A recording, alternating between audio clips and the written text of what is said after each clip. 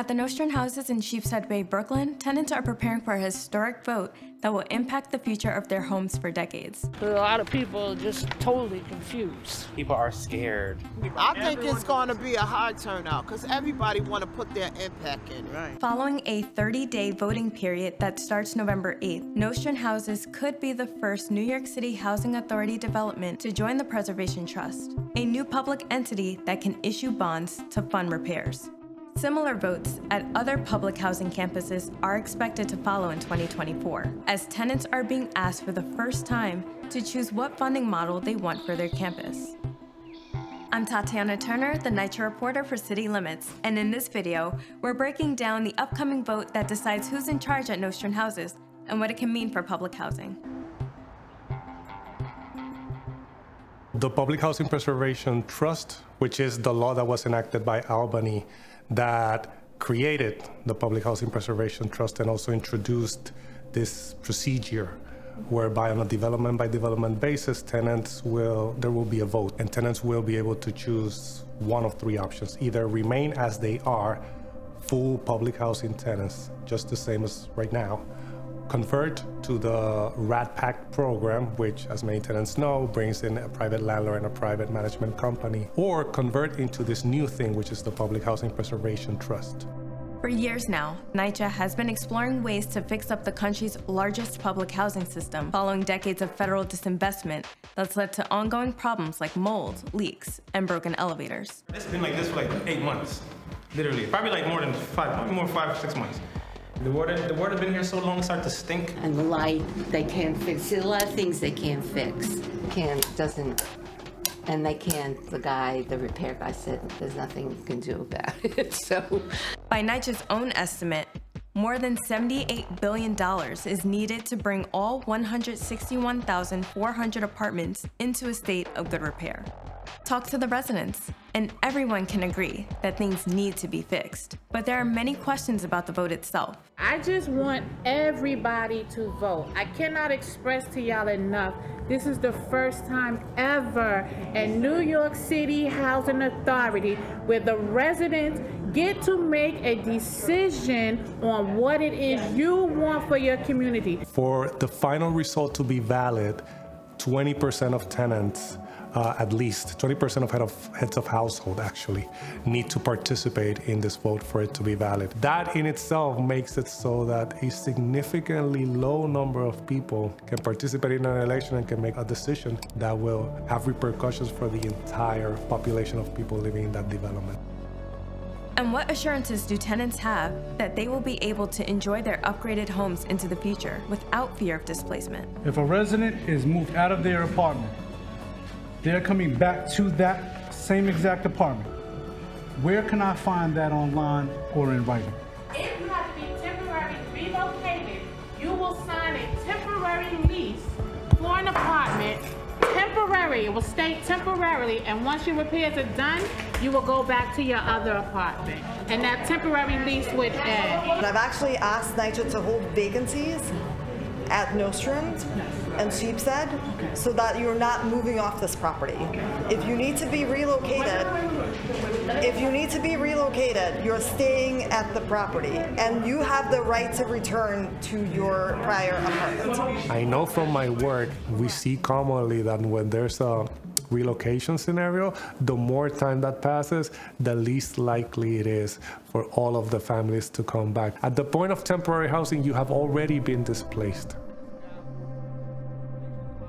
Today, NYCHA is home to 1 in 17 New Yorkers. But between 2000 and 2013, more than 50% of the federal funding to rehabilitate public housing was cut. Regarded as one of the last truly affordable housing options for New Yorkers, NYCHA tenants can expect to pay no more than 30% of their adjusted income on rent. Nostrand Houses, built more than 70 years ago, is home to more than 2,000 residents across 16 buildings. Apartments there are in poorer condition than 80% of their peer developments and will cost an estimated $600 million to repair, according to the Adams administration. Well, Governor Hochul signed a law this morning to create the NYC Public Housing Preservation Trust. She says it will unlock millions in federal funding.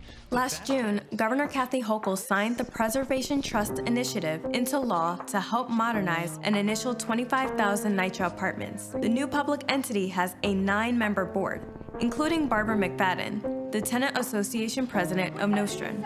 If my child not learning in that classroom, I'm talking to the principal. I'm having my child put out that classroom and put her in another classroom where she can learn. Just like if you feel that you live in Nostrand housing and you under Section 9 and you feel you're not getting no results, you try something else. Through the model, which is yet to be tested, the trust will use federal vouchers that are worth twice as much as the per apartment subsidy NYCHA has. Under the trust, NYCHA will continue to oversee day-to-day operations and maintenance work. The Public Housing Preservation Trust is a public benefit corporation, and as such, it is able to issue bonds. And the Public Housing Preservation Trust legislation allows the trust to issue up to $10 billion in bonds. But then, of course, NYCHA has to repay that money with interest to the bondholders. And so the risk there is that you are introducing private financing with interest into the context of running and managing public housing.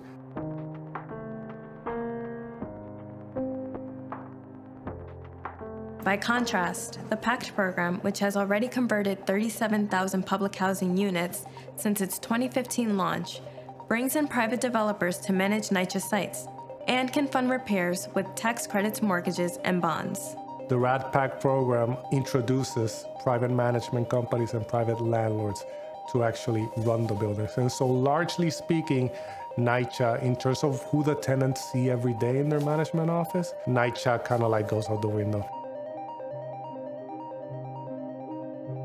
The third option tenants can choose from on their ballot is to have their development remain in traditional public housing under the federal Section 9 program. Though this choice may not come with expedited repairs, it is appealing to some tenant advocates who are wary of shifting NYCHA units away from Section 9. And if the tenants don't want to do it, NYCHA is stuck in a way with Nostrand houses is public housing.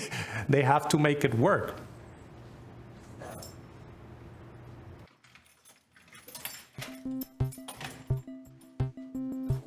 If you had a word or two to describe this apartment, what would they be?